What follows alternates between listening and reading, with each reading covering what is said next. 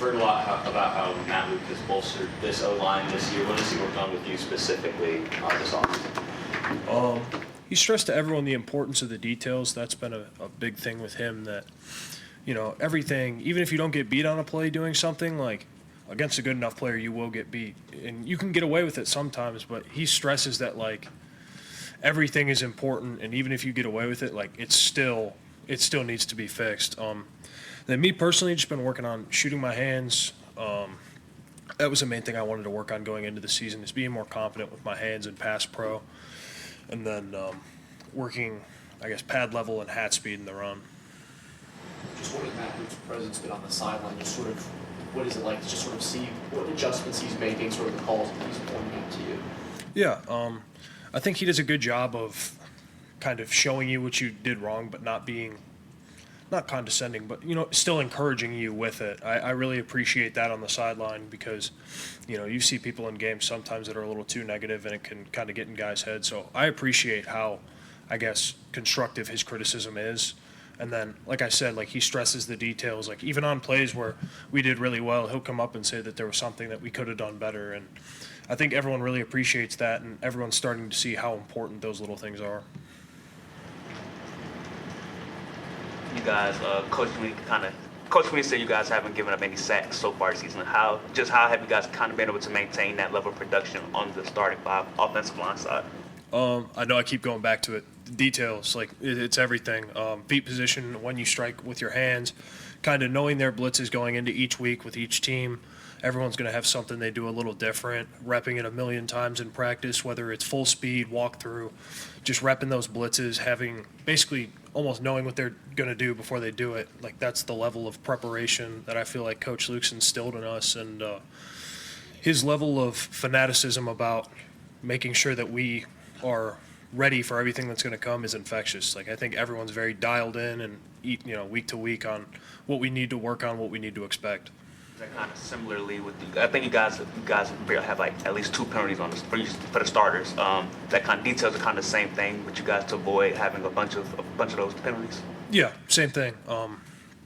Whether it's defenses making move calls, and we know that going into the week, and literally just working it in practice, having someone yelling move while we're trying to go through our drills, things like that. Just everything to stress the little details that, in the moment may seem small, but when you get out there on that big stage, like, they become very big and very noticeable. How was the growth since week 1 against Georgia, under 50 rushing yards, to the past 2 weeks of 4 touchdowns each game, and obviously just a lot more time in the pocket on offense for Cade? Just overall, like, smoother flowing offense. How's the growth at offensive line and that blocking, especially with coaching kind of been through the past couple of weeks to lead to those performances? Yeah, I think everyone in the Georgia game kind of saw that 11 people need to be doing their job every single play. And I kind of told people that going into App State week of, like, there was too many times where we had 10, and you can't win against great teams with 10 players. So I was telling everyone after App State that I was really hoping that people would see that when we have 11 guys doing their job the right way, myself included, because I wasn't perfect. I still have yet to be perfect. But when we have 11 guys doing the right thing, like, very good things happen for this offense. And I think everyone kind of now, like, we're starting to build confidence in ourselves, and people are seeing what it looks like when we do our jobs the right way. Is there certain ways that you guys have noticed that, not all 11 guys are doing their job, in certain ways that, for yourself as well as, like, other linemen that have kind of been like, okay, this is how I can do that better and fill in that 11th man? Yeah, I think preparation is a really big part of it. Like I said, knowing what they're going to do, knowing their tendencies, knowing what they like where, and knowing what matchups they like, and they try to, I guess, what guys they're confident in on the defensive side of the ball. That's very important in it. So you can kind of know what they're going to do, like I said, before the ball snapped, or at least have an idea. That tends to help you.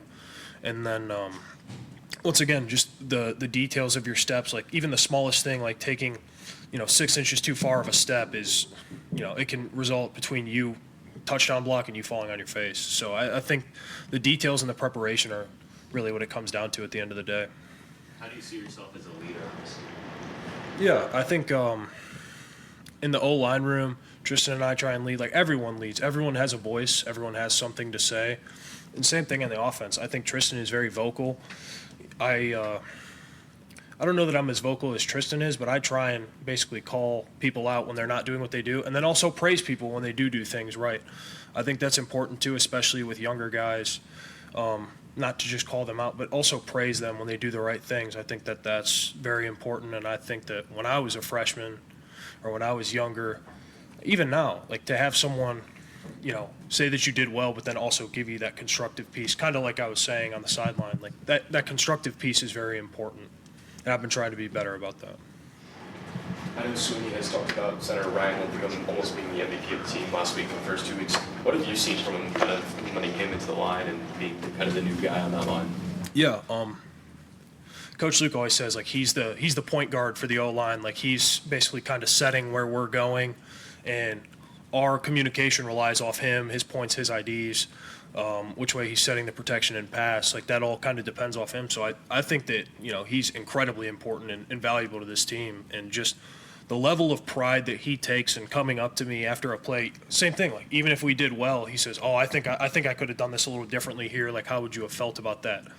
The level of detail and I guess pride that he takes in what he does, like, is very, very admirable, and I appreciate it, and I have a ton of respect for Ryan. A lot's been made of the downfield blocking from your teammates, from the receivers and the tight ends.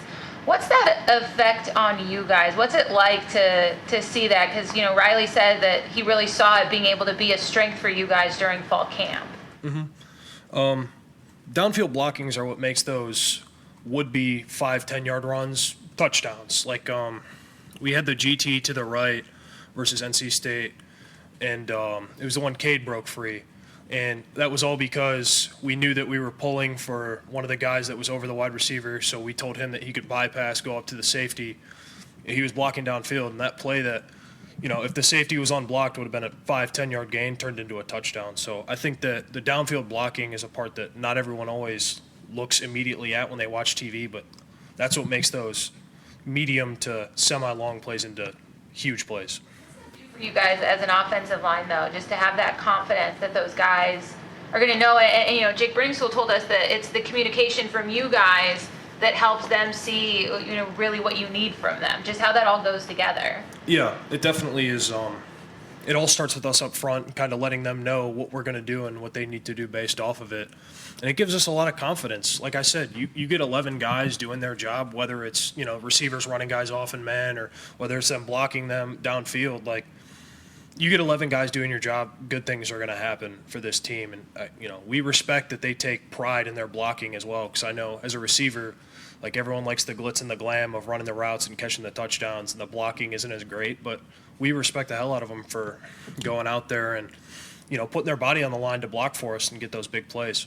I think right now so many people are looking for, like, oh my gosh, what happened? Like, where was that? What was the switch that got flipped for this offense to be so explosive all of a sudden? And from talking to you guys, it sounds like it's all of these things have just kind of built on each other. What's it been like to feel that momentum shift, and when did you really start to see? Can you pinpoint a moment where you thought we could be really dangerous? Yeah, I think even after the first game, like, we went through the film, and like I said, there'd be plays where it was, one more person does the right thing or two more guys do the right thing, and there was a big play there. And it's just getting those people on that same page that really matters. And, like, after that first week, like, everyone still had confidence going into the week because they know, hey, if we brush up on this and we work on these details, and every play we have 11 guys doing the right thing, like, the plays are there, we just need to make them. And I think, like I said, after App State, guys started seeing that, and after this week, guys are seeing it more. So I'm really hoping that continues to be a point of emphasis, that every detail, every guy matters, even if, you sit and look at the play and you might not think it, like, that matters. You mentioned kind of that GT pull on Cade's touchdown run, and on the latest episode of the Two Right Turns podcast, Tristan Lee was talking about how eyes naturally go to the guards and tackle pulling, but your movement on the 4-eye kind of created that seam and that hole. What does that say about the importance of details and cohesiveness from the O-line? Yeah, I kind of laughed when I saw that clip, because that's, like, something that Coach Luke said to us in meetings is, like, he's told us that everyone wants to look at the pullers because they're expecting that huge kick-out block from the pulling guard or whoever the kick-out guy happens to be.